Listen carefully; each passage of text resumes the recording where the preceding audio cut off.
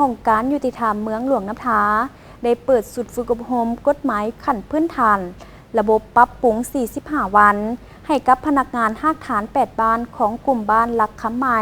เมืองหลวงน้ำท้าสุดที่ 7 ประจำปี 2025พิธีจัดขึ้นในวันที่ 24 เมษายน 2025ภายใต้การเป็นประธานของท่านบุญคงพิมพ์สอนรักษาการเจ้าเมืองหลวงน้ำท้า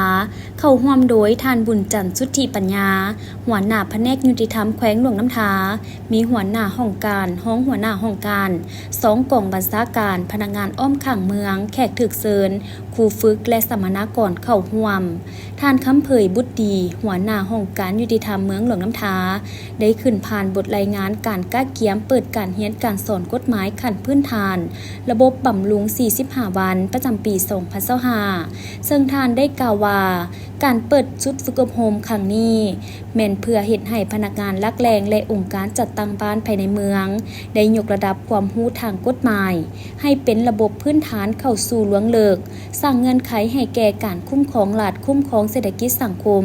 ด้วยกฎหมายให้มีประสิทธิภาพและประสิทธิผลสูงมีความสอดคล้องกลมเกลียวหันไปตามรัฐธรรมนูญและกฎหมาย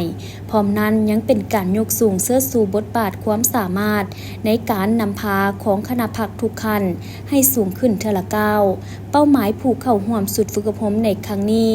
มีสัมมนากรเข้าเรียนทั้งหมด 42 คนหญิง 3 คนวีซ่าเรียนประกอบมี 32 วีซ่ามี 22.5 หน่วยกิจและ360 ชั่วโมงใช้เวลาเรียนทั้งหมด 45 วันจึงจะสำเร็จในตอนท้ายท่านประธานก็ได้มีคำเห็นโอ้ล้มต่อพิธีซึ่งท่านได้เน้นหนักให้คณะรับผิดชอบครูฝึกสัมมนากรทุกท่าน